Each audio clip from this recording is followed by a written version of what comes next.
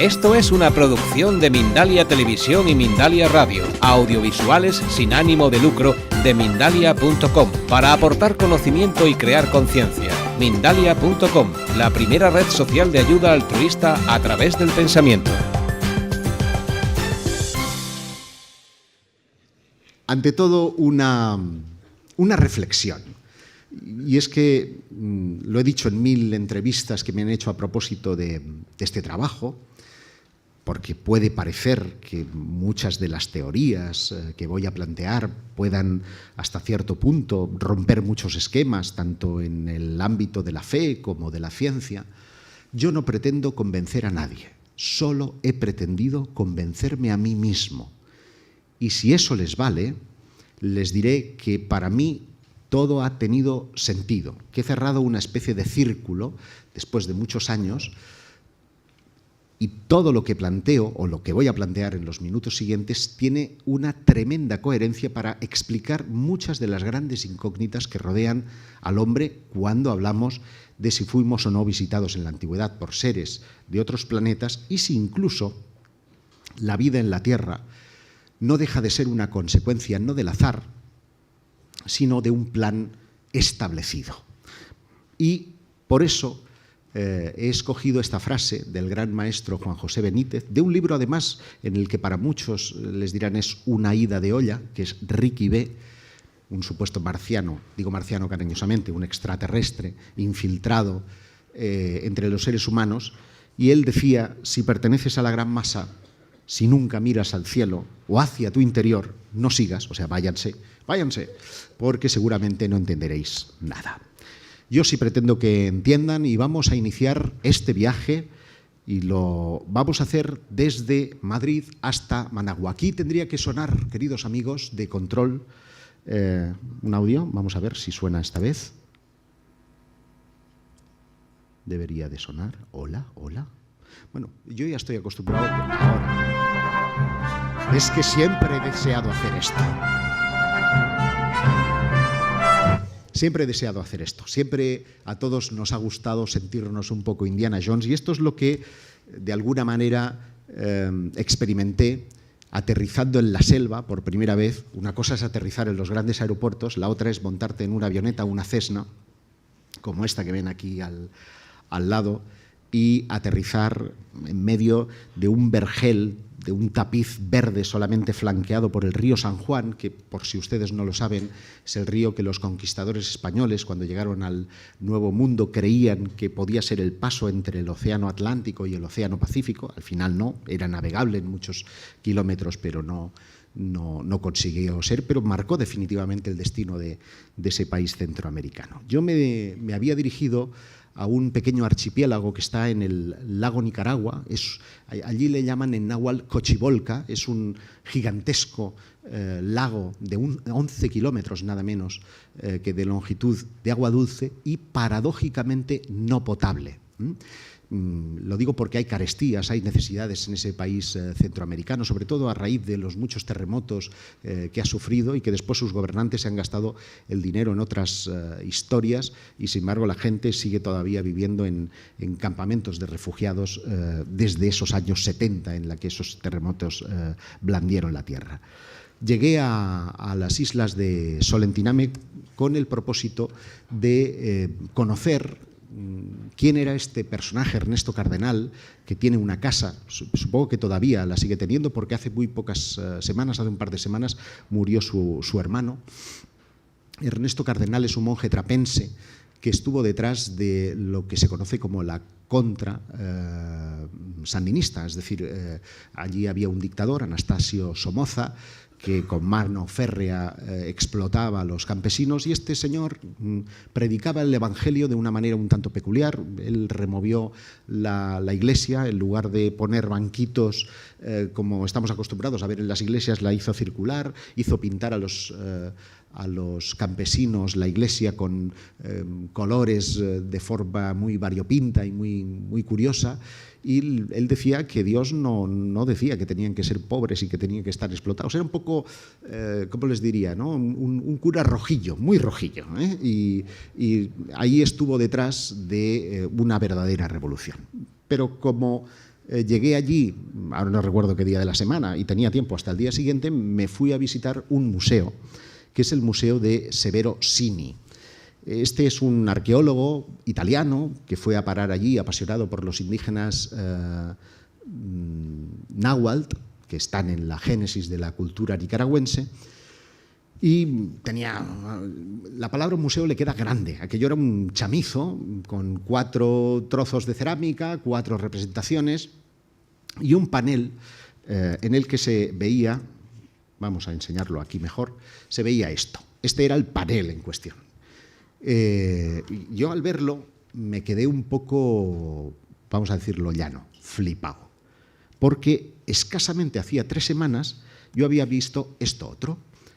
Uno está en La Fresneda, en Teruel, el de la derecha, y el otro, el de la Cueva del Duende, está en esta isla, que es la isla de Mancarrún.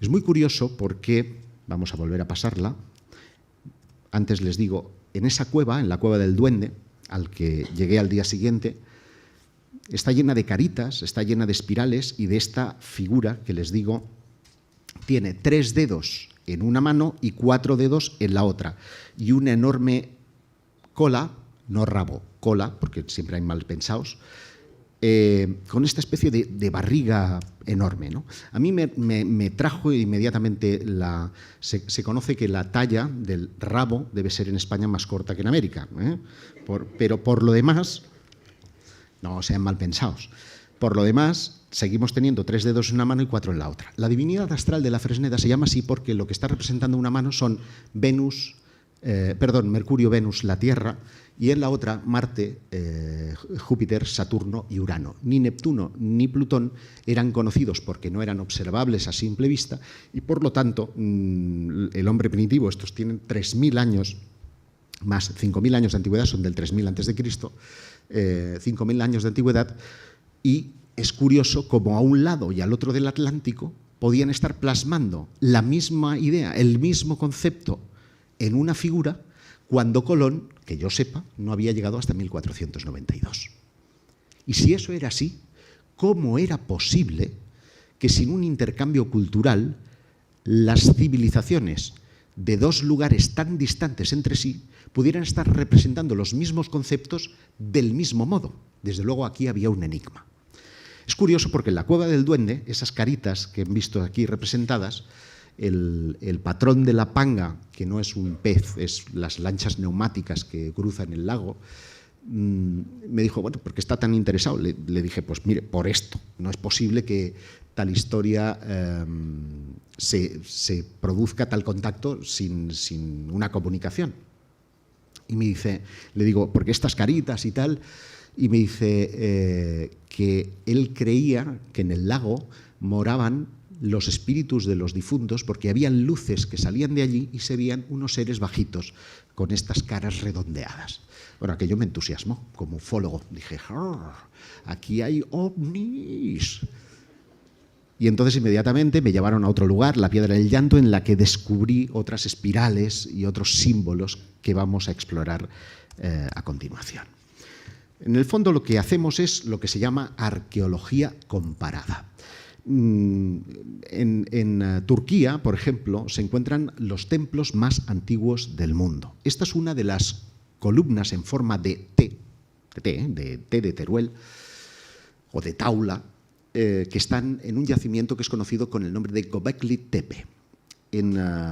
A diferencia de las taulas menorquinas, por ejemplo, porque los complejos son muy similares, tienen una especie de círculo con 2 Ts que podrían sugerir que son para mantener un tejado, pero no es así. Se ha hablado de que podría ser para colocar los cadáveres ahí se descarnaran, se ha hablado incluso de que eran mesas para gigantes, que podían ser vigas para un techo. Ninguna de esas hipótesis ha logrado ser comprobada. Es más, las Ts de Göbekli Tepe parece que hay un consenso en que están representando seres humanos sin cabeza, porque serían el perfil de los seres humanos, con las manos colocadas a un lado y al otro del cuerpo y sin la cabecita, porque todo el yacimiento están los cadáveres, pero ninguna de ellos tiene cabeza.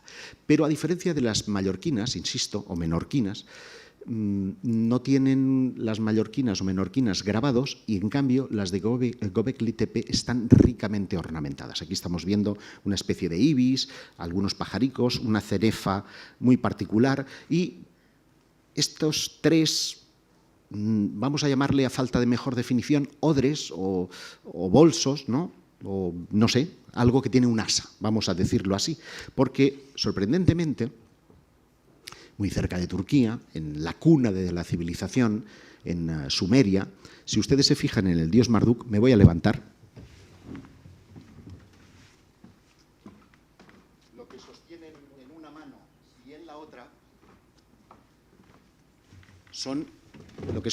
mano y en la otra es la misma forma. Y este es el dios Marduk, que se supone vino de un océano primordial, de las aguas primordiales, para traer la vida a la tierra. Curioso, porque en Babilonia, estamos avanzando en la cronología, vamos a encontrar a unos dioses alados que tienen exactamente el mismo objeto en la mano. Lo están viendo, ¿no? Y a la derecha, una divinidad protectora, que son conocidas con el nombre de Abgalu, que pertenece a Nimrut. En este caso tiene forma de pájaro, pero también sostiene el mismo objeto, el misterioso objeto, en su mano y además este tiene la misma posición, ¿no? Parece estar aquí como agarrando un fruto. ¿Qué demonios puede ser todo esto? Miren, yo he llevado a cabo una exhaustiva investigación para llegar a una clara conclusión. Es el bolso de Tinky Winky. Es un extraterrestre, demonio, ¿no?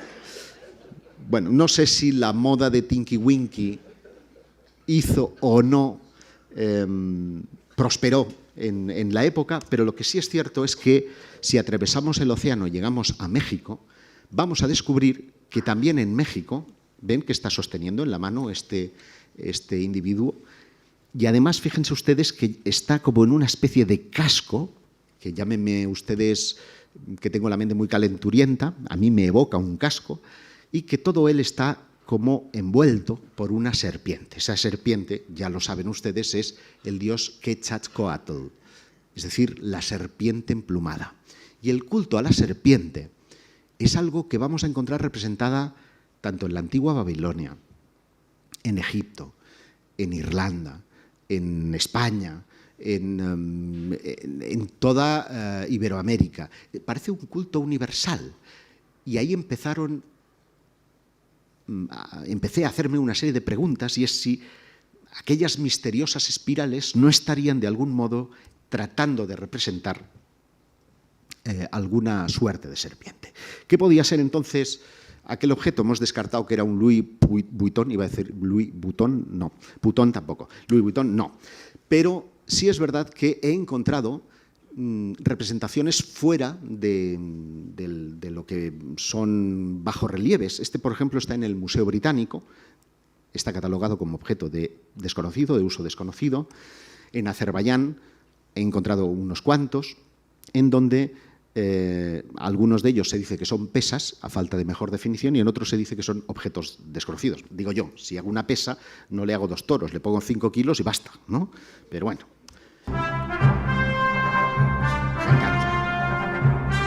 Ya están en el viaje, ¿no?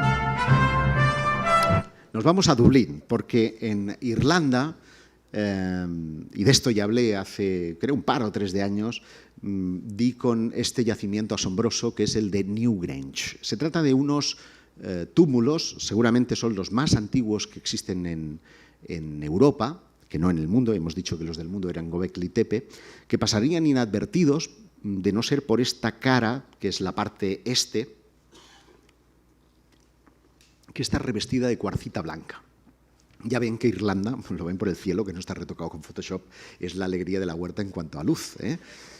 Pero el día que hace sol, esto debería ser una especie de faro, porque la cuarcita, que es blanca y brillante, cuando es iluminada por el sol, actúa como reflector. Y entonces me imagino que yo en la lejanía, aquello debía de ser como una potente luz.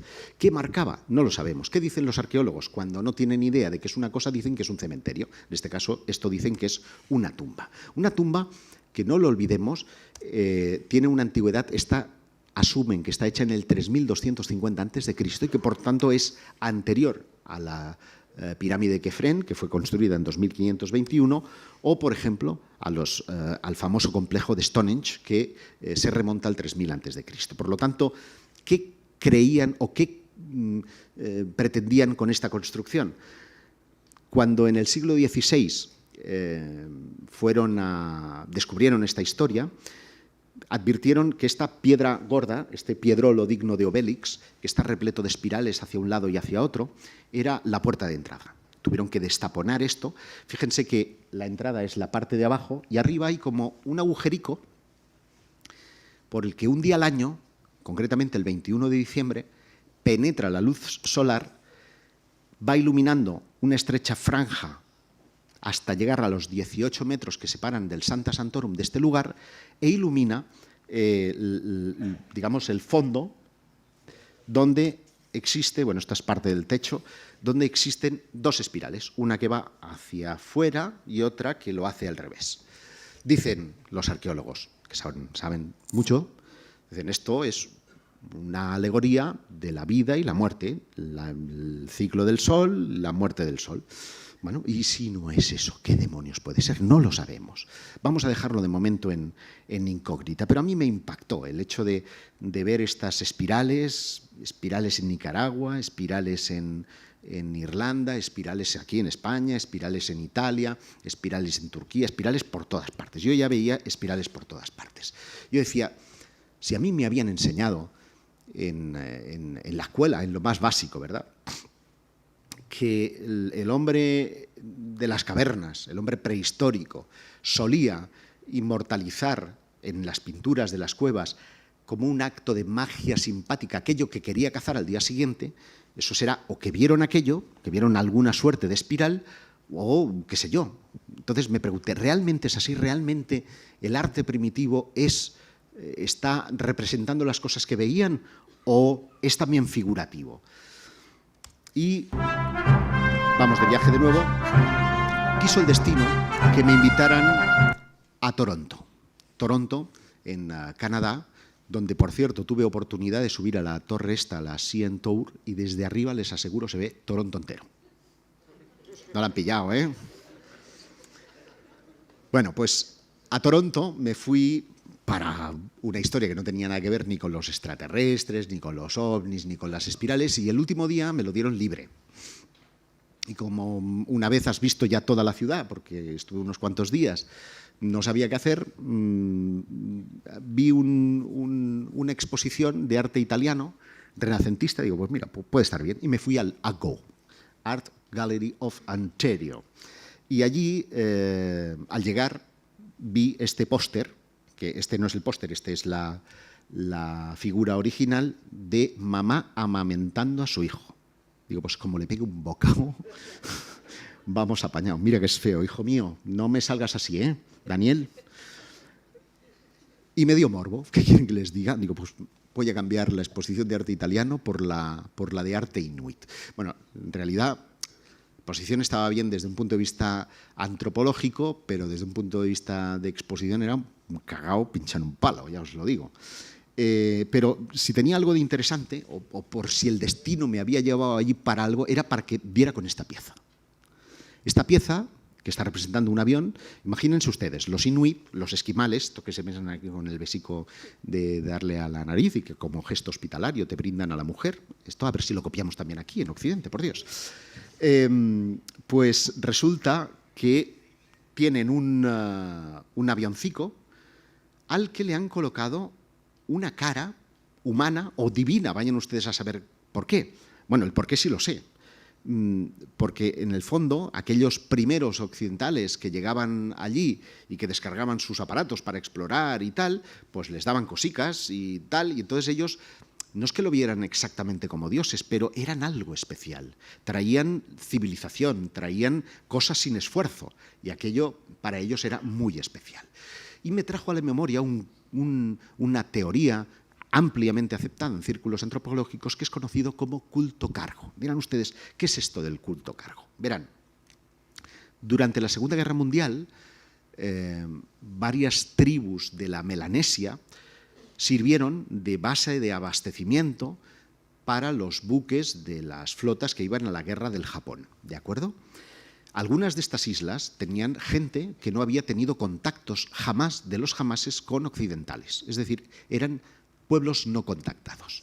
Y imagínense, un buen día, llega un barco, descargan de él unos señores vestidos de verde que se ponen a formar cada día a las 7 de la mañana, suben un trapo, cuando alguien se acerca vienen aviones que ellos ven como pájaros del cielo que aterrizan en pistas y les dan chocolate, les dan tabaco, les dan cosicas.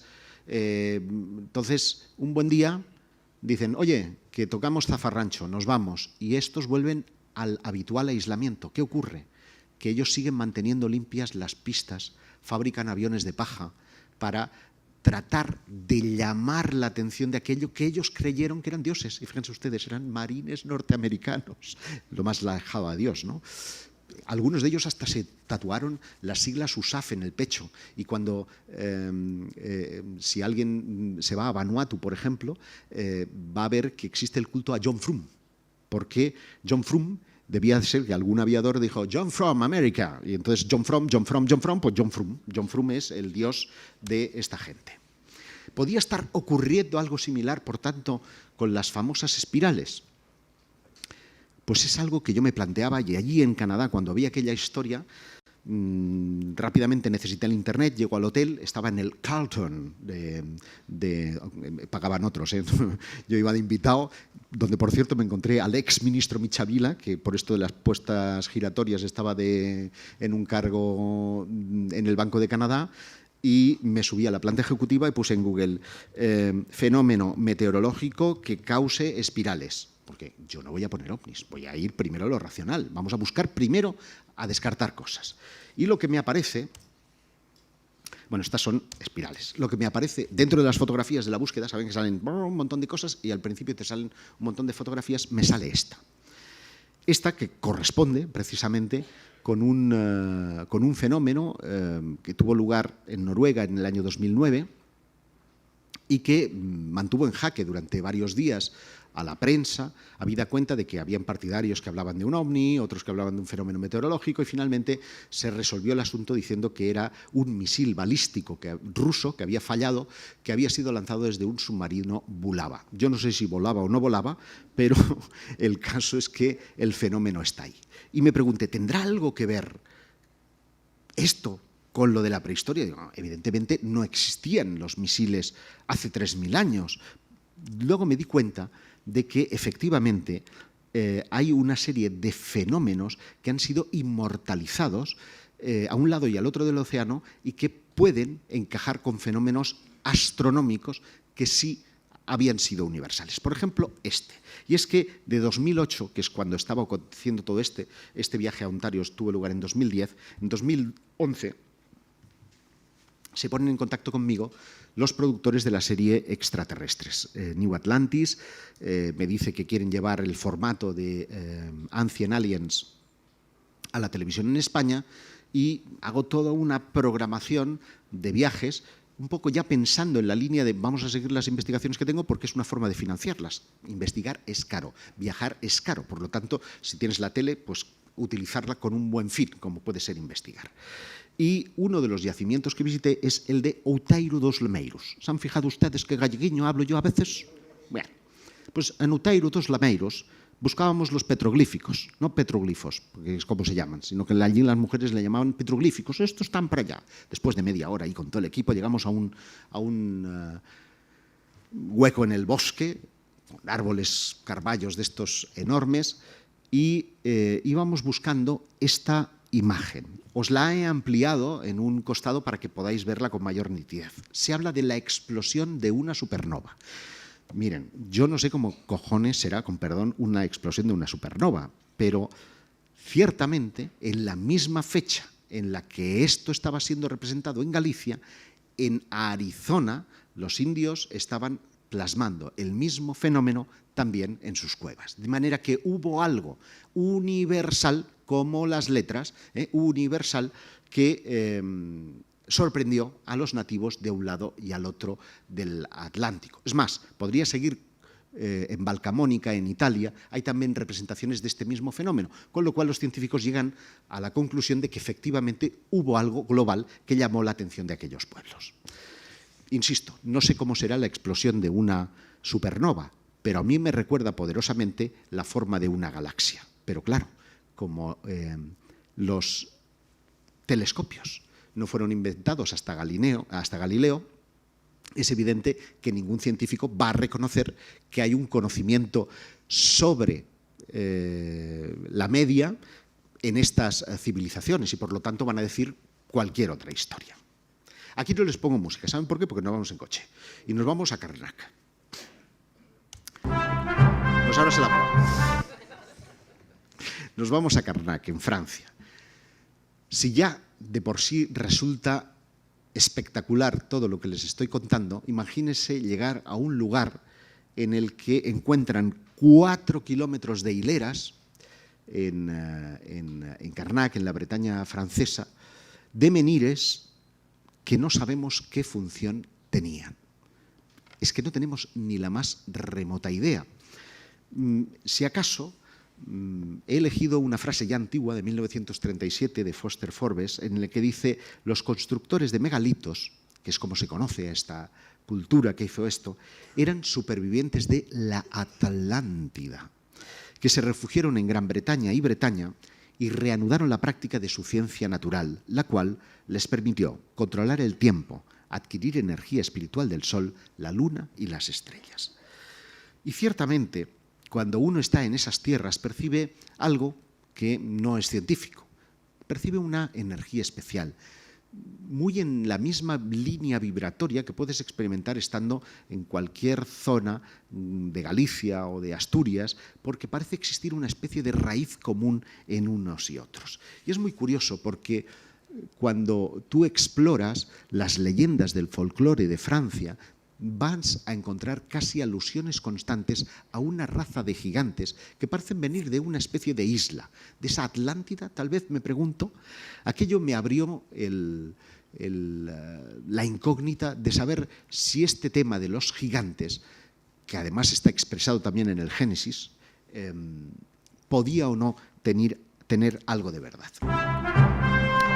Y nos vamos a acercar a Bakú, en el Cáucaso. Aquí di con esta iglesia armenia, que es la iglesia de Kish, en la que, apenas llegar allí me encuentro con un coche oficial, banderita noruega, y unos diplomáticos que estaban tomando té con la directora del museo. Esperé a que terminaran y pregunté, curiosidad propia y periodística. La iglesia ha sido, no hay culto en ella y ha sido habilitada como museo. Una iglesia muy particular, ese manchurrón que ven al fondo, tú coges una moneda, la coges así y si se pega es que vas a tener un hijo, por cierto, acertaron. Y solamente ocurre, de verdad, o sea, vayan ustedes a pegar la monedita y vayan a saber de dónde le sale el hijo, pero sale, se lo digo yo.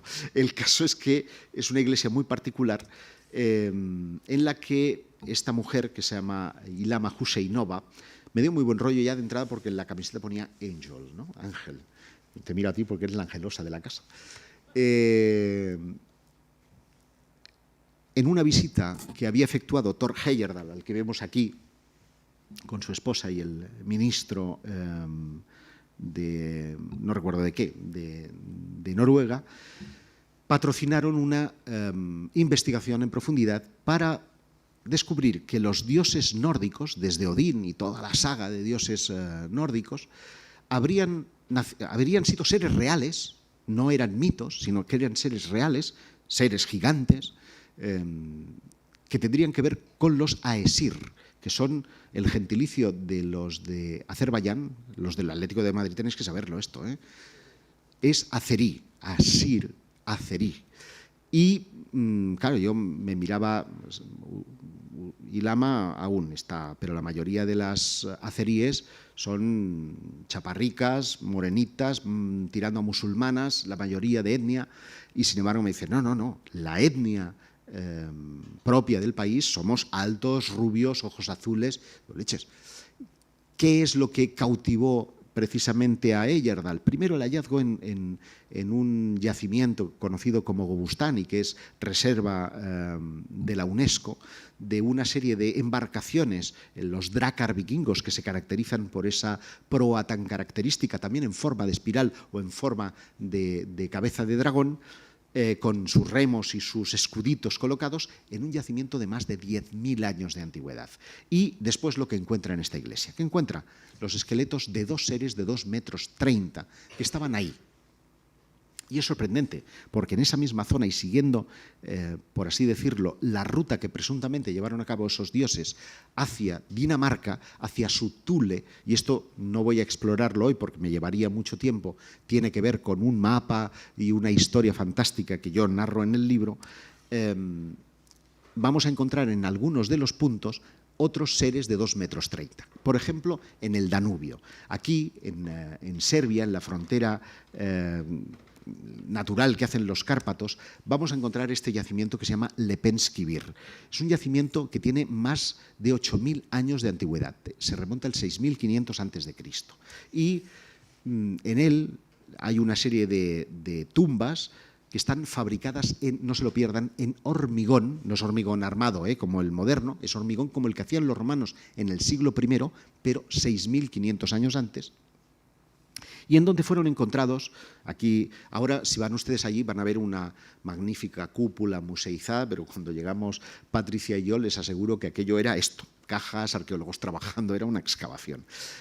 Esto también me llevaría mucho tiempo explicarlo, con un conocimiento del cielo, de sus constelaciones, con un conocimiento astronómico y 2 esqueletos. Este, 2,30 metros, insisto, que está al lado de la cabeza de un uro. Un uro es, como diría Jesulín, es como un toro, es como un toro, que no se sabe muy bien si es que le enterraron con la cabeza de uro, pues porque le había atropellado o porque podía ser un animal totémico para la tribu, no lo sabemos. Y el otro, todavía más curioso, fíjense cómo está enterrado, recuerda poderosamente la flor, la posición de la flor del loto del yoga. Y es muy curioso, y esto también lo explico en el libro, vamos a encontrar enterramientos en la cultura maya exactamente iguales. Y vamos a encontrar gestos lingüísticos y raíces lingüísticas que tienen que ver con Asia, con los naga mayas, que tienen que ver con el Valle del Indo, con toda su famosa escritura no descifrada, etcétera, etcétera, etcétera. Los gigantes, por tanto, existen. Y es más, tenemos también aquí en casa, en Cataluña, se conservan estos restos. El de la derecha, el de vuestra izquierda, es el de una cabeza de un cromañón de la misma época del otro, que tiene el cholo, no Simeone, en este caso es un cholo importante de tamaño de cabeza, que uno podría sentir la tentación de decir, ¿es hidrocefalia? No, no lo es. Los científicos le han llamado ahora no me recuerdo el nombre técnico, pero es, dice, un crecimiento anormal de las extremidades y de la cabeza, bueno, y las herramientas, porque este estaba enterrado junto a las herramientas y también habían hecho herramientas del mismo tamaño. Por lo tanto, estamos hablando de un gigantón de 2,40 metros tranquilamente, que era un Pau Gasol pues, del Neolítico. Nos vamos a Honduras. Y es que en Honduras, ya se lo anticipaba, vamos a encontrar precisamente ese tipo de representaciones en posición yógica en muchos enterramientos y lo que es todavía más curioso, esas posiciones en las manos que llamamos mudras, que son activadores de energía, pero no según la tradición maya, sino según la tradición china. ¿Qué hacían los chinos allí? Si es que no se admite que los chinos llegaron antes que Colón. Por lo tanto, todo era como una serie de piezas del rompecabezas que no acababan de encajar. Aquí les he puesto el templo de Rosalila, el de la izquierda es la reproducción que está en el museo, el de la derecha el original, pero les he puesto la vista exterior porque también van a ver esta misteriosa espiral, como las espirales que hemos encontrado en todas esas partes. Y para acabarlo de redondear, hay un altar que se conoce como altar Q, que dicen los arqueólogos está representando una reunión de astrónomos en la que vemos a todos los reyes de la época, en concreto este de la derecha con la cara borrada, se supone que es 18 conejo. Ustedes se imaginan ir al cole, a ver, pasamos lista, Pepe, 18 conejo, y todos, jaja, pues imagínense, 18 conejos, traumático.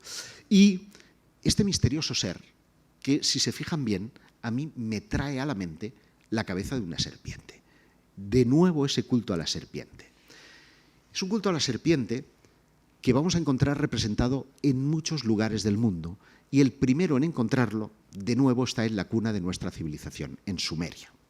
Esta es una representación de Ningishzida, el dios del inframundo, que ven tiene forma de reptil, y le han puesto alas, lo que ha sugerido a muchos que es una representación de algo que vuela. Tiene, sin embargo, o cara o bien de chacal o de cocodrilo, una especie de tocado muy misterioso, pero quiero que se fijen en lo que sostiene en las manos, porque es un artefacto que después vamos a ver representado en multitud de tablillas sumerias. Aquí lo ven, de nuevo es una especie de mástil con una asa y una especie de bola. Por eso digo que parece el mástil de una bandera. De hecho, los arqueólogos, de nuevo, dicen, ¿qué va a ser? Un mástil de bandera. Pero no hay banderas asociadas. En muchos casos, además, se les ve como desprendiendo una especie de ondas que dicen son las aguas primordiales del dios Apsu, que es el que está en el centro. Y ese mismo tocado con cuernos que hemos visto en la figura anterior. Bueno, esto vamos a encontrarlo, si ustedes lo ponen en internet, van a encontrar tablillas sumerias con esta representación por todas partes. Y nunca se había encontrado ningún artefacto, ningún hallazgo arqueológico que sustentara qué demonios podía ser aquello. ¿Qué podía ser? Pues el tiro a vara, ¿no?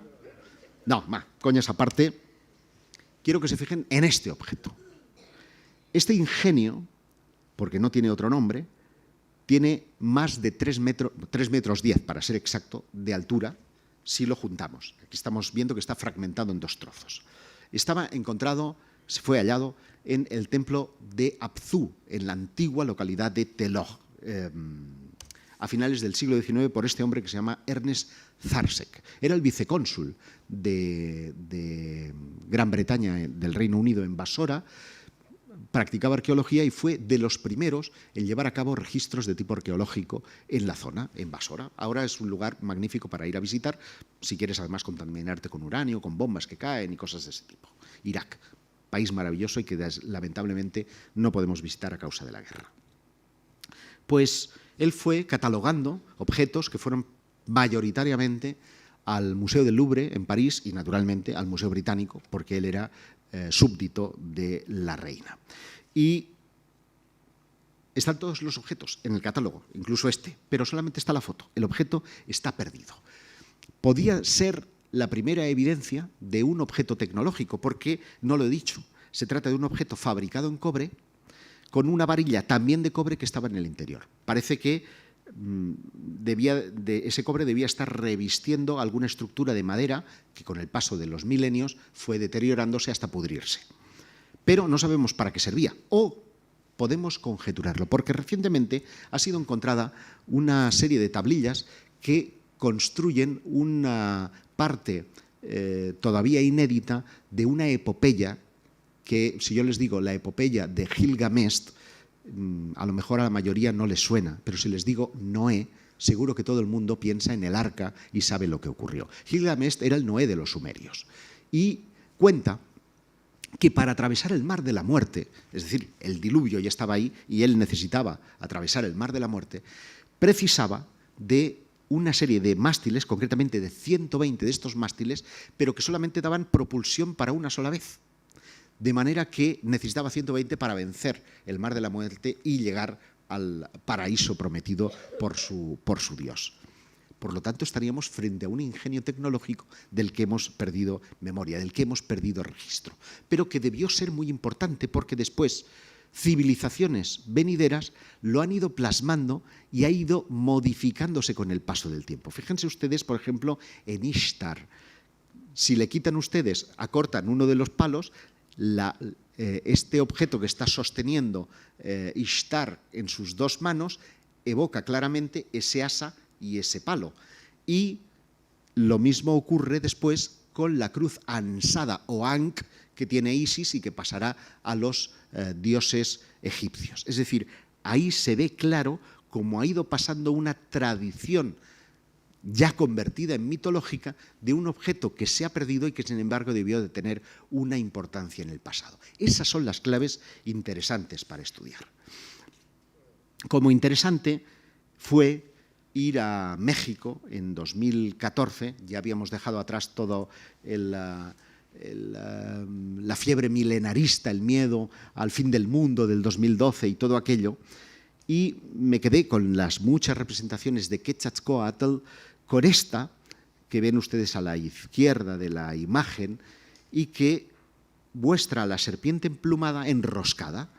¿Por qué elijo esta? Primero, para sostener que aquellas espirales de las que les hablé al principio podían tener una coherencia con este tipo de forma. Y segundo, para representar las pirámides. Las pirámides no dejan de ser una representación de la serpiente. Hago un Kit Kat. Ustedes saben que cuando los españoles llegaron al Nuevo Mundo fueron confundidos por dioses, porque la profecía aseguraba que el día 1 Caña del año que correspondía llegaría de nuevo Quetzalcóatl a bordo de su barco para de nuevo cumplir su promesa de regresar. Y cuando uno va al Museo de México se va a encontrar con 3 efigies. Esta es concretamente la de Ñuñu Sabi, está también la de Quetzalcóatl, pero esta me quedó más bonita, entonces es la que he puesto, pero las 3 están representadas más o menos idénticas. En la que estamos viendo a un señor con barba, con bigote, con yelmo, ¿verdad?, con una especie de tocado en el que parece aquí una especie de armilla, y ¿me lo parece a mí o parece que lleva gafas? No. Pero las gafas, ¿cuándo se inventaron? Porque las gafas, les voy a decir, estas son las primeras, son del año 1280 y fueron hechas por un pisano en Florencia que se llama Salvino Armato. Y esta representación se corresponde con un yacimiento de más de 1000 años de la tradición tolteca. En consecuencia, algo no encajaba de nuevo. Les decía que las pirámides podían ser representaciones vistas desde arriba de una pirámide enroscada. De hecho, la propia imagen de Tikal, lo digo bien, no, Tikal no, Chichén Itzá, evoca precisamente, este es Daniel que ya se ha despertado, eso es que me debo estar enrollando ya que te cagas, está evocando la piel de la serpiente. De hecho, la pirámide en sí es un compendio de astronomía, 365 escalones, exactamente un año. Y una vez al año, que coincide ahora, el 21 de marzo, allí estaba todo el mundo posible ahí. ¡Oh! En un momento determinado que, saben ustedes, voy a ir atrás, el sol, o sea, está hecha con tal precisión que las esquinas de la pirámide, que tiene 9 escalones, 9, el 13 y el 52 son números sagrados para los mayas, hacen una sombra sobre la balaustrada que si ustedes lo graban en vídeo y luego lo aceleran, van a ver que es como que baja una serpiente. Y ellos dicen que Quetzalcóatl vuelve a la tierra. Estaba aquello lleno de gente. En un momento determinado estaba el cielo encapotado, ven aquí las nubes, sale un rayo de sol y se oye ¡cárguense! Yo estaba ahí de pie, todo el mundo chiflándome porque estaba haciendo fotos, lógicamente. ¿Qué se veía? Pues se veía este fenómeno, esa sombra en la que desciende Quetzalcóatl a la tierra. De hecho, no tengo aquí ahora la foto, pero al final de la escalera hay una cabeza de serpiente con las fauces abiertas que está representando ese descenso.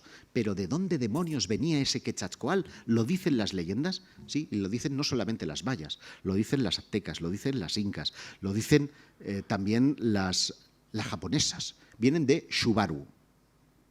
No es que hayan ido al concesionario. Shubaru significa Pléyades en japonés, por si no lo sabían. Y por eso el escudo de la marca automovilística son las estrellas de las Pléyades, las cabrillas también, como se conocen.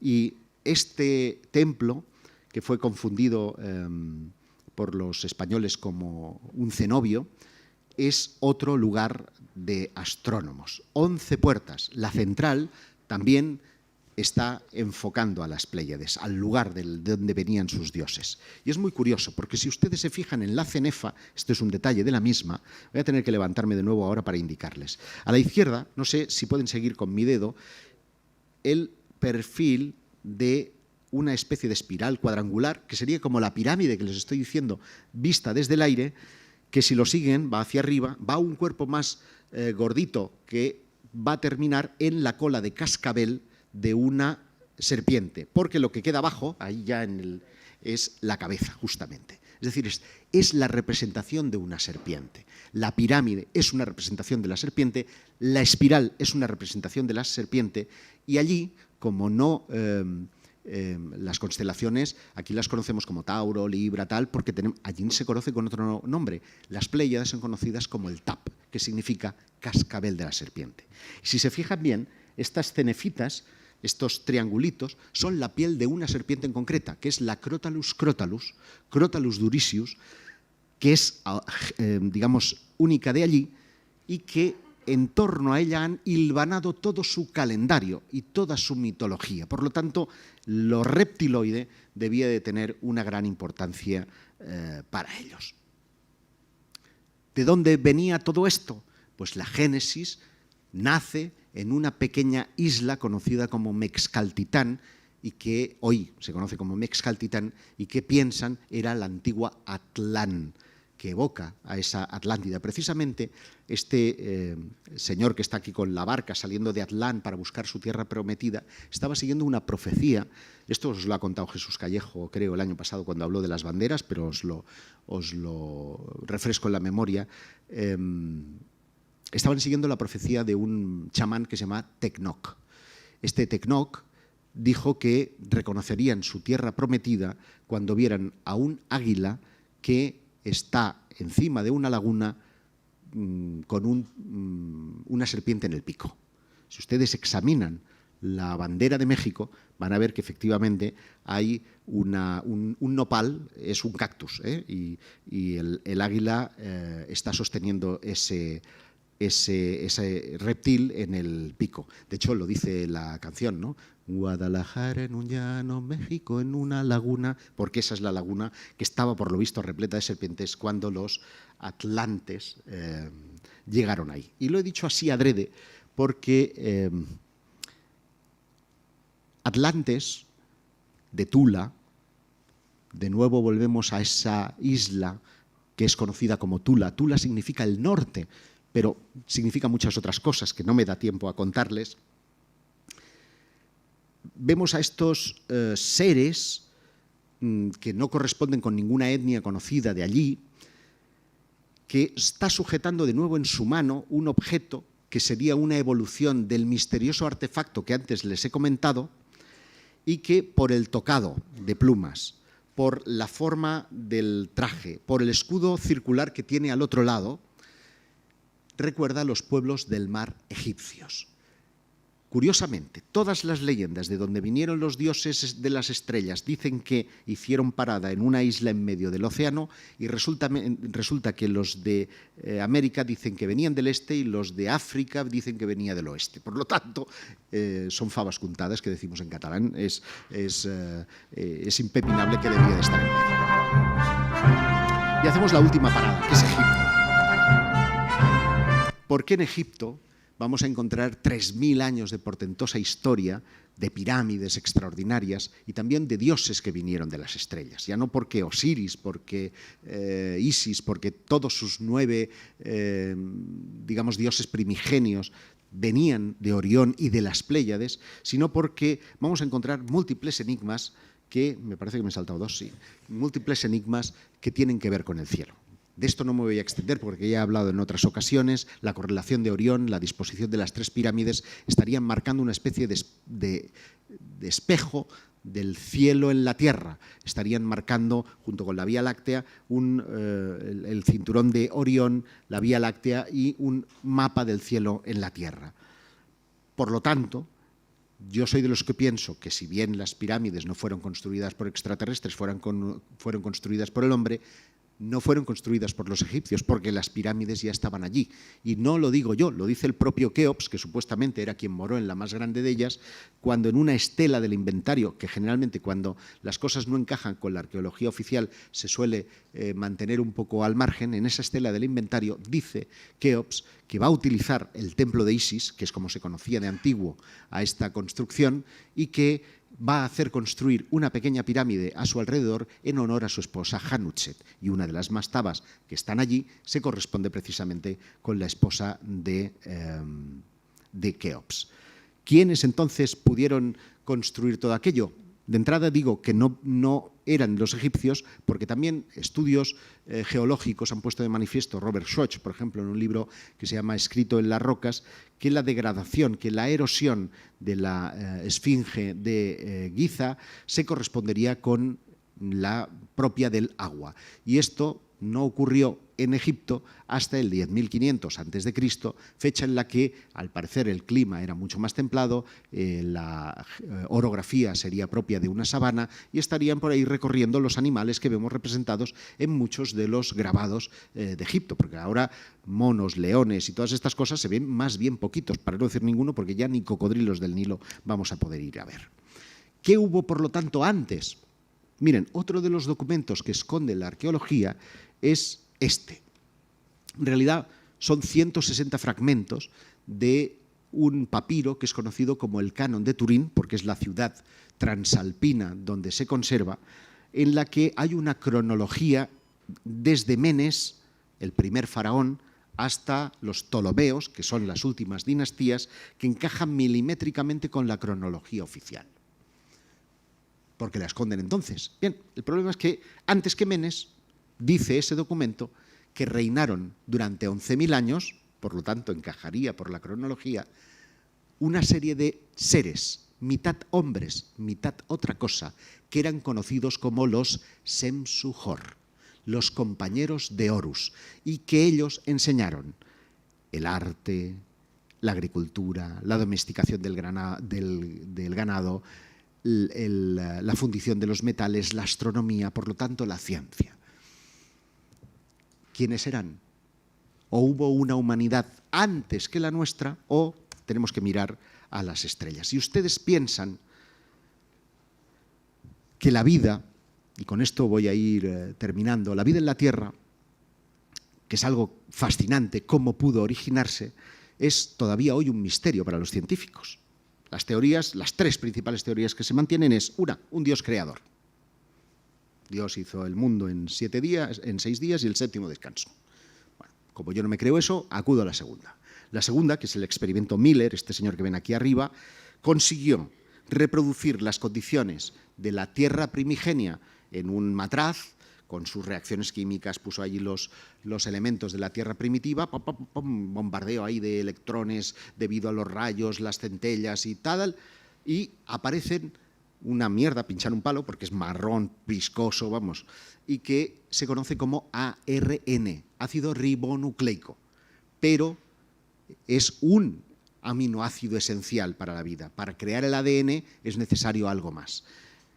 Y ahí viene la tercera teoría, que es la que dice que la vida vino de fuera, que somos todos extraterrestres, aunque no de una civilización extraterrestre, sino que, digamos, los meteoritos llevan consigo otros aminoácidos, la guanina, la citosina, etcétera, y que junto con ese ARN dan lugar a los primeros protozoos y a las primeras divisiones celulares. Pero para que ello ocurra son necesarias una serie de reacciones químicas que se han contado y la probabilidad máxima que concurran en un mismo sitio es de 10 elevado a la 2000. La probabilidad, no me negarán ustedes, que es muy, muy baja. Pero como estamos aquí, algo tuvo que ocurrir. ¿Cuál es la última?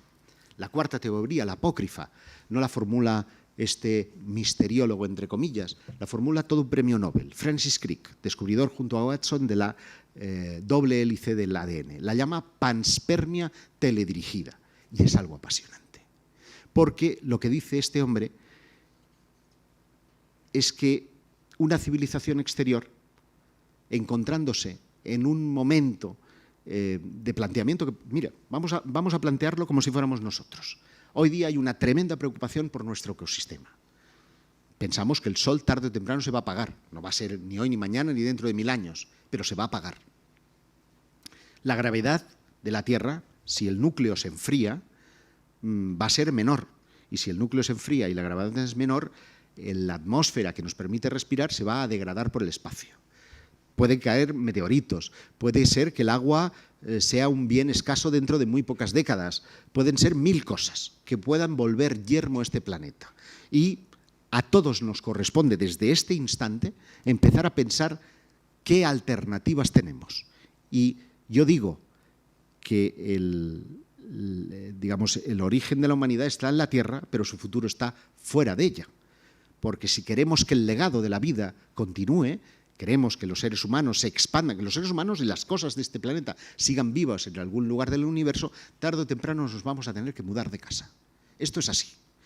Pero hoy por hoy no tenemos la tecnología para hacerlo. Estarán de acuerdo conmigo que nuestros cohetes van a propulsión de gasolina, ¿eh? Ahora se está empezando a hablar de propulsión fotónica. Y fíjense, ya varía de tardar a Marte en 2 años a tardar en pocos días. Pero es todavía pueden pasar 20 años hasta que esto no se consiga. Pero hoy por hoy vamos con combustión, vamos con gasolina, ¿vale?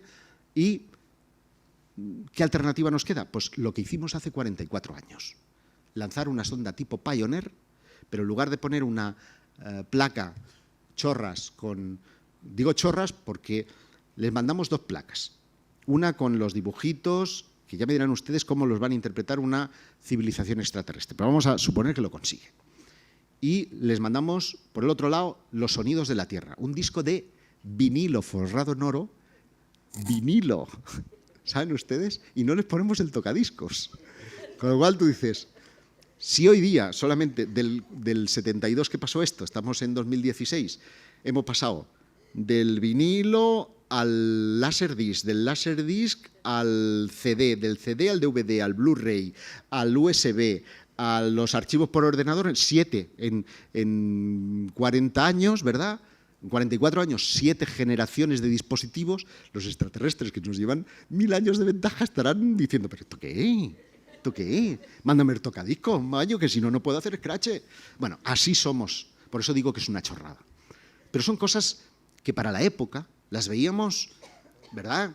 Las veíamos coherentes.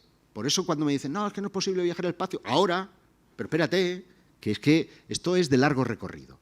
Pues piensen ustedes que lanzamos, en lugar de la Pioneer, una cápsula, si han visto ustedes Interestelar, de Christopher Nolan, la misión lleva una misión A y una B. Destripo el spoiler, lo siento.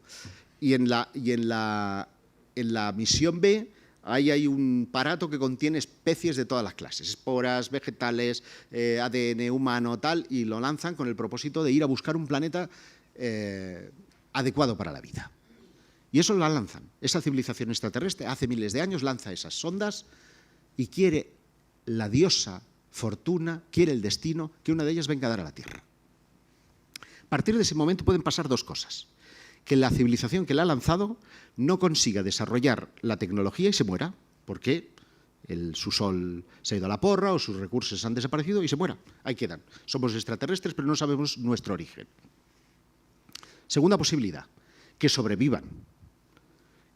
Sobrevivan y consigan una tecnología que les permita viajar por el espacio. Y entonces los sabios de aquella época digan, ¿os acordáis que hace 2000 años los sabios de nuestro planeta lanzaron una sonda al espacio? ¿Y si la buscamos? Vamos a detectar dónde está. Parámetro, la Tierra. Y se viene a la Tierra. Y en la Tierra pueden encontrar a unos seres moninos, ya desapareció el mono, moninos, que están ahí por los árboles, pim pam, con los dedos muy bonicos. Oye, ¿y si los alteramos un poquito? Porque en el fondo son nosotros, son nuestros genes. La vida se ha desarrollado gracias a lo que nosotros hemos mandado. Y les damos ese toque que les falta. Llamémosle inteligencia. ¿Y sabes qué? Que nos vayan preparando el pisito. Vamos a prometer regresar y que nos vayan preparando el pisito para que cuando nosotros volvamos lo tengamos esto bien adecentado. Esa es la inquietante historia que planteo ahí. Inquietante historia que además está muy de actualidad, porque recuerden ustedes que hace pocas fechas Stephen Hopkins, este científico que habla así, decía, nosotros estamos mandando alegremente las coordenadas de donde estamos y no tenemos ni idea de cuáles son las intenciones, que sí, que pueden ser hermanitos cósmicos de toda la vida, pero pueden ser unos hijos de puta del 15. Y como nos hayan tocado los hijos de puta en lugar de los angelitos, vamos aviaos. Porque nosotros vamos con motores de gasolina, con petardillos de balitas, y estos pueden tener una tecnología absolutamente desbordante. Por lo tanto, la reflexión a la que les invito es, de un lado, conservemos bien nuestro planeta. Porque hoy por hoy es el único que tenemos para vivir nosotros y nuestras futuras generaciones. Segundo, seamos más humildes con las cosas de nuestro alrededor, porque esa teoría de la panspermia, en 2014, ha encontrado su respaldo científico después de que unos científicos de la Universidad de Buckingham lanzaran un globo estratosférico a 27 kilómetros de distancia, es decir, en esa límite entre las capas más altas de la atmósfera y el espacio exterior. Para evitar la contaminación, la compuertita que tenía que tomar las muestras se abría cuando ya había adquirido la altura correspondiente, y cuando el globo cayó conteniendo las muestras del aire que buscaban, descubrieron, para su asombro, no sé si la he traído, creo que no, descubrieron para su asombro que había una microcápsula de titanio escupiendo una cosa. Esa cosa eran esporas de origen extraterrestres. No me lo invento yo, pueden ustedes consultar las revistas científicas. Aún nadie ha refutado ese hallazgo. Hay una enorme polémica en la comunidad científica acerca de si es o no es contaminación, bla, bla, bla, bla, bla, bla, bla. Tampoco se ha dado prácticamente bombo y platillo, primero porque estamos en el panorama político en el que estamos y solamente parece que Podemos, Pedro, Rajoy y Rivera, y no hay nada más en estos momentos en la actualidad. Pero hace 2 días yo recibía una nota de Europa Press muy sorprendente en la que se habían captado una serie de señales de radio del borde de la Vía Láctea. De hecho, hacía 10 años que las tenían y nos enteramos ahora porque creen que pueden tratarse, son pulsos muy cortos, y no reconocen la fuente de la que proviene. Antiguamente se había pensado que esto eran estrellas de neutrones o explosiones de supernovas lejanas, de manera que cuando encaraban ahí los radiotelescopios, el fenómeno ya había pasado porque es naturaleza muerta. El fenómeno ha ocurrido, ha explotado la supernova, ya no hay más radiación. Esta no, esta es una fuente fija, permanente, y por lo tanto no saben que la causa puede ser un fenómeno natural, pero pudiera ser también un mensaje extraterrestre. ¿A que no han oído esto en ninguna parte? Pues eso es de antes de ayer. Por lo tanto, estamos en un momento en el que además la NASA está dando a conocer muchas cosas, en el que el gobierno chino está insistiendo. Parece que, lo estoy ahora trabajando para un reportaje que verá la luz próximamente en la revista Año Cero, parece que hay una especie de competición, como entonces la había en la Guerra Fría por ser el primero en llegar a la Luna. Ahora hay una competición entre China y Estados Unidos por ser el primero en dar la noticia de un contacto extraterrestre. De hecho, hay informativos que se están abriendo, me cuentan los chinos, porque yo de chino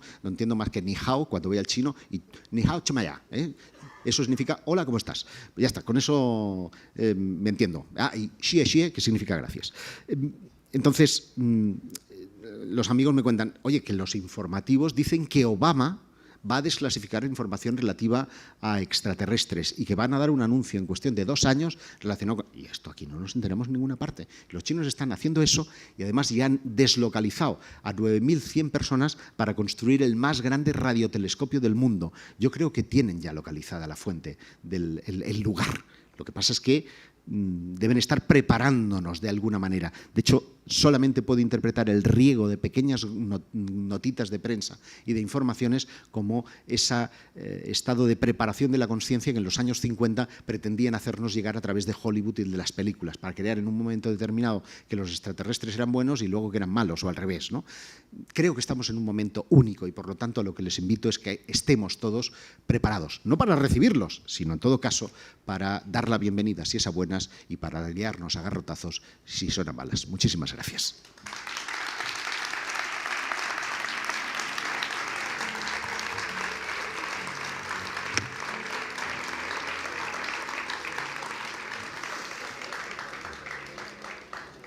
Bien, tenemos algún ratito para hacer preguntas, así que si alguno de ustedes tiene alguna duda, estaré encantado de resolvérsela.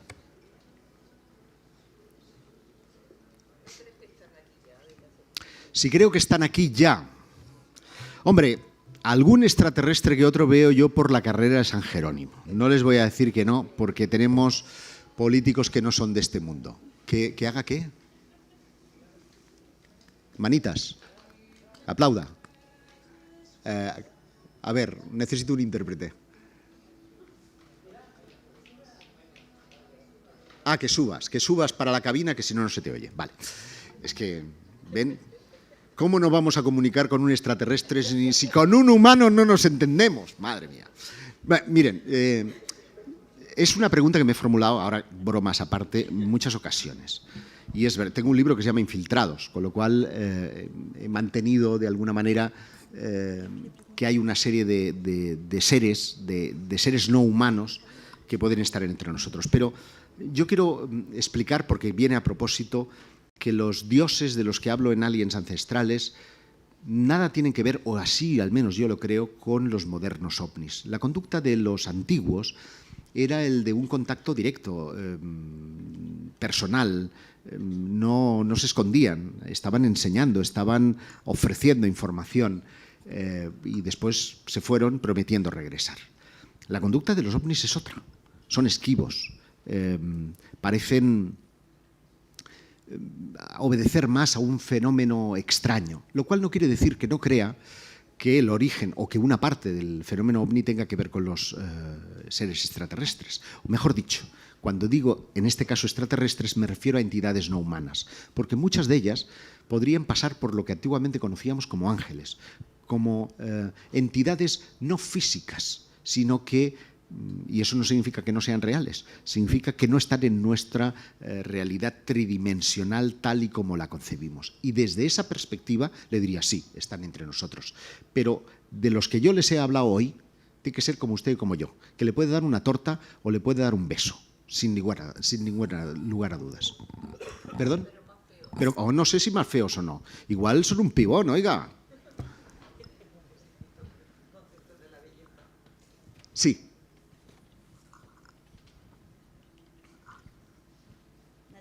Nadie quiere preguntar. Sois la hostia, ¿eh? Os lo he aclarado todo. Si es que ya sabía yo que aquí en Alcobendas hay un nivel... Buenas. Como siempre, muy interesante, muy didáctica la conferencia. Yo también he estado un poco informándome sobre estos temas y resulta que hay unas teorías que dicen que, por ejemplo, hay una relación entre todas las mitologías del planeta Tierra. Por ejemplo, el dios sumerio Enki pasó a denominarse como el dios Poseidón en la mitología griega y de ahí pasó a ser el dios Odín en los mitos germánicos. Pasó igual con, por ejemplo, Yahvé, que en la mitología sumeria era Anú, y luego pasó en otras religiones a denominarse de otra forma. Y algunas personas creen que nunca se fueron los dioses, simplemente están ocultos, esperando su momento y controlando la raza humana. Entonces, pues, quería saber qué opinaba sobre esto en cuestión. Bueno, en realidad no es una pregunta, es estar o no estar de acuerdo con tu opinión. Para mí es evidente, o sea, si la pregunta es ¿ellos nunca se fueron, estuvieron aquí? Pues tengo que decir que no. Ellos lo que dicen es que se van y que regresarán. Lo dicen los mayas, lo dicen incluso los cananitas, lo dicen la mayoría de las civilizaciones. Pero es verdad que como vehículo de transmisión, como mito, eso se va transmitiendo y va evolucionando. Y por eso los mitos siempre guardan un pozo de realidad, a pesar de que el paso del tiempo haya engordado esa determinada historia. Lo hemos visto en la propia charla en muchos de los utensilios. Por ejemplo, cuando estaba mostrando a Ishtar, a Isis o o a su predecesor, como un mismo objeto se está variando o transformando. Y ocurre lo mismo, por ejemplo, con las dinastías reales, el toque real, por ejemplo, que utilizaron las monarquías francesas, que tiene su origen también en tradiciones que se pierden en la noche de los tiempos, o en muchas tradiciones y ritos ancestrales que están de alguna manera representando cosas que oyeron o contaron hace milenios y que naturalmente van engordándose o van transformándose en la medida que pasa el tiempo. Desde esa perspectiva estoy de acuerdo contigo. Pero no hay que tomar los mitos, cuando hacemos investigación desde la perspectiva del misterio, nunca como literalidad. Y lo digo porque no es tu caso, pero lo digo porque hay mucha gente, por ejemplo, que me pregunta cuando hablo de todo esto, oye, los Anunnaki, oye, los reptiloides. Esos son fantasías modernas que se han construido bajo verdaderos mitos, que se han ido adaptando al paso del tiempo a los contextos culturales y a las personas y a las localidades, efectivamente adquiriendo nombres distintos y pequeñas variaciones que se acomodan a la forma de sentir y a los conocimientos de cada grupo étnico. Desde esa perspectiva, ellos nunca se fueron, estuvieron con nosotros, pero no el físico, sino el mito propiamente dicho. ¿Alguna pregunta más? Por aquí, abajo. Hola, Josep. Hola. Soy Cristina. Mira, a lo mejor me voy un pelín del tema, pero comentarte.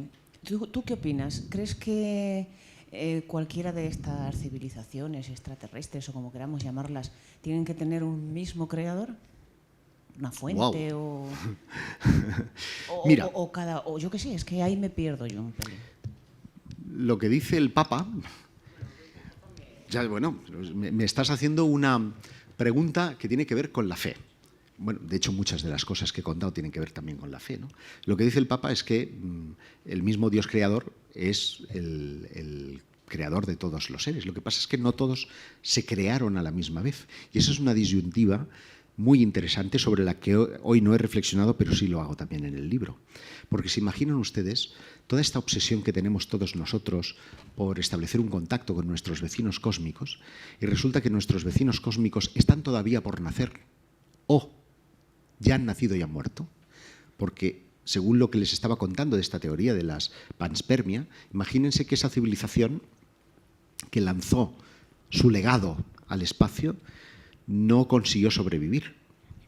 Pues estaríamos buscando nuestros orígenes, nuestro creador, sin que diéramos con él, porque él desapareció. De hecho, cuando ustedes miren al cielo esta noche, piensen que la luz que están viendo es una luz que pasó hace miles de años.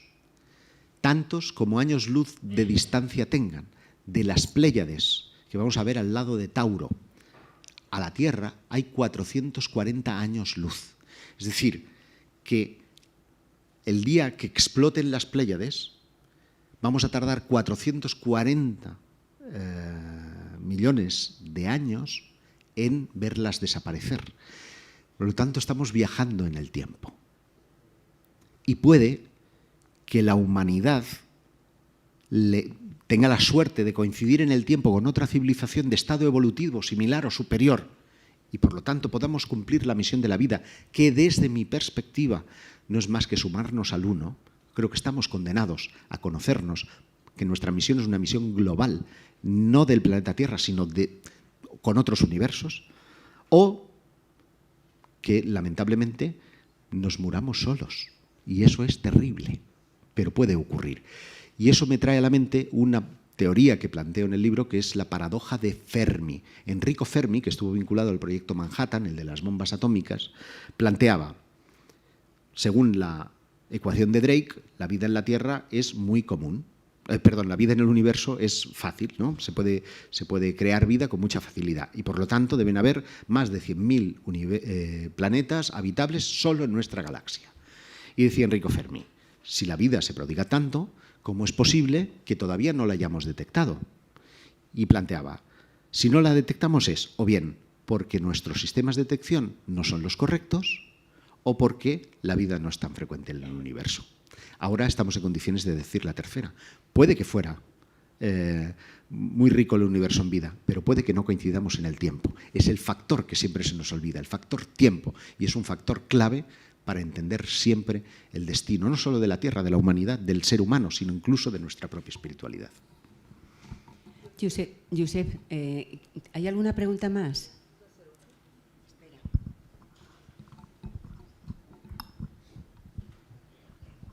¿Qué piensas sobre esa posibilidad de que los supuestos aliens seamos nosotros que venimos del futuro a encontrarnos con nuestro pasado? Bueno, es una posibilidad fascinante.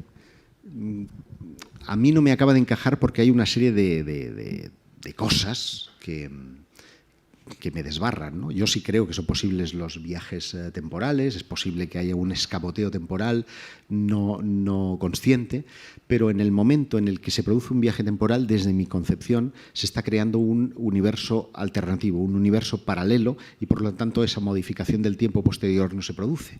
Y eso invalida que muchos de los avistamientos que en la actualidad se dice que podrían ser seres seres humanos que vienen al pasado, tienen ese trato de lejanía o de huidizo para no alterar su espacio físico cuando vuelvan a la Tierra. Imagínense, ¿no?, la paradoja que plantea en Regreso al Futuro de que, oye, te has ligado con tu propia madre y la has cagado porque entonces no naces tú, ¿no? Bueno, pues eso, hay teorías actuales que dicen que no podría pasar porque lo que estás es condenado a crear un universo alternativo. Por lo tanto, si eso es así, nunca vamos a tener conciencia de que el viaje temporal es así, hasta que seamos nosotros quienes realicemos realmente el viaje en el tiempo. Bueno, esto enlaza un poquito con lo que Vicente Fuentes contaba esta mañana. Los que habéis estado, la habéis escuchado, que era una conferencia muy interesante, tiene mucho que ver con todo esto, con lo del final. Aprovecho para comentaros algo que quizá os interese. La mesa redonda de mañana, con los invitados que puedan asistir a ella, pues va a versar precisamente sobre algo que también has hablado, que es la ocultación sobre todos los documentos OVNI que tienen, sobre todo en los Estados Unidos, y que algunos de los candidatos han prometido desvelar. Sobre eso vamos a hablar. Entonces yo os invito, si tenéis alguna pregunta sobre ese tema interesante, voy a poner este librito aquí en la mesa de firma, en la mesa del pasillo. Si queréis hacer una pregunta, la escribís en una hojita y me la entregáis a mí si hacéis el favor, que mañana en la mesa redonda se tratará el tema y por parte de todos los presentes que estén aquí, los invitados presentes, pues se dará la respuesta. ¿Vale? ¿Estáis de acuerdo? Josep, como siempre, un encanto. El placer ha sido mío y espero estar aquí en el 16 Congreso. Gracias, queridos amigos. Gracias a ti.